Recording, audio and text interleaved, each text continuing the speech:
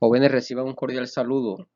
Bueno, trabajando el taller de cómo se heredan los caracteres de una generación a otra, eh, ahí tenemos que iniciar conociendo el concepto de herencia, el concepto de genética. Esa herencia es el proceso por el cual los organismos progenitores transmiten sus características a su descendencia. Y la genética es el campo de la biología que estudia los caracteres hereditarios.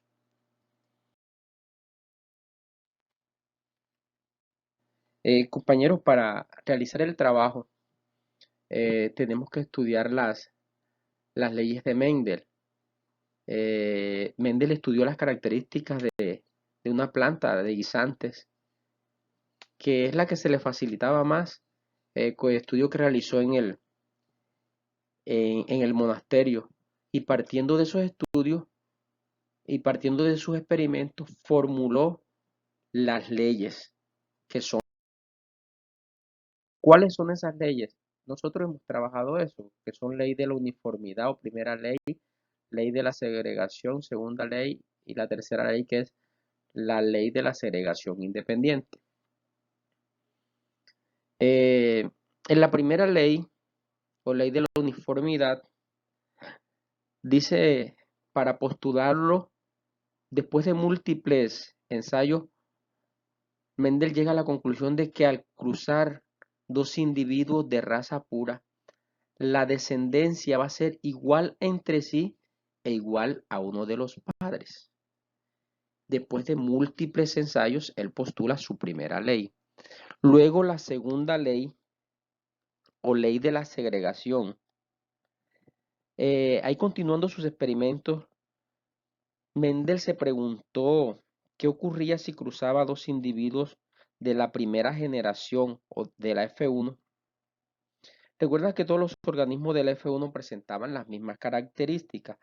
Entonces él autofecundó un, un hijo y salieron características que estaban ocultas en la primera generación. Ahí lo podemos observar.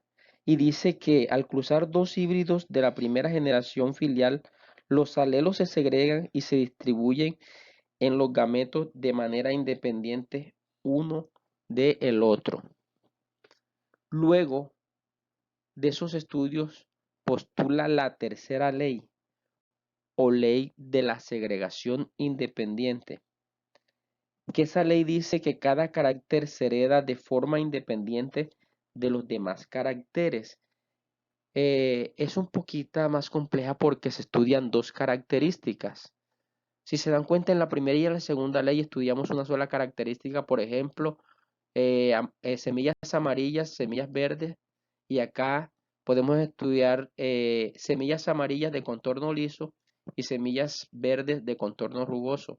Dos características, un poquito más complejo. Para poder, para poder eh,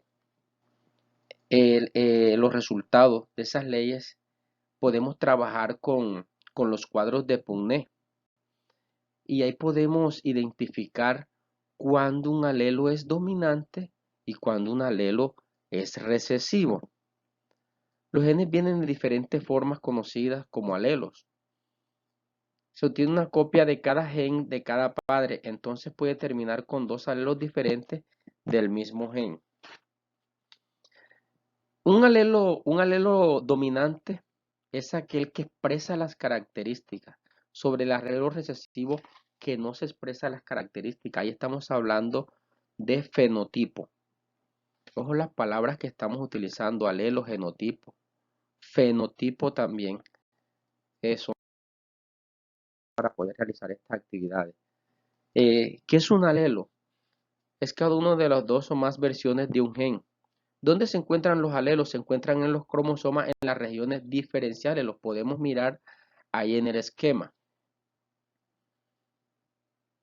Ahí están podemos observar los alelos. ¿Qué es un gen?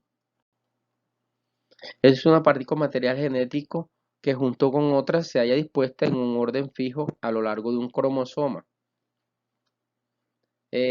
Y ahí podemos encontrar y se determina la aparición de los caracteres hereditarios en los seres vivos. Ahí es donde se transmiten las características tanto fenotípicas como genotípicas. Ojo que características fenotípicas son características externas y genotípicas son características externas.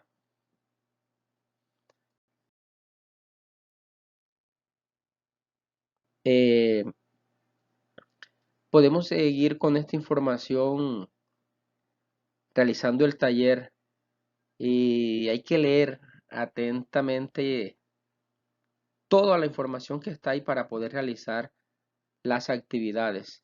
Atentos ahí y para retroalimentar el liceo a su casa. Es la forma como podemos realizar estas actividades.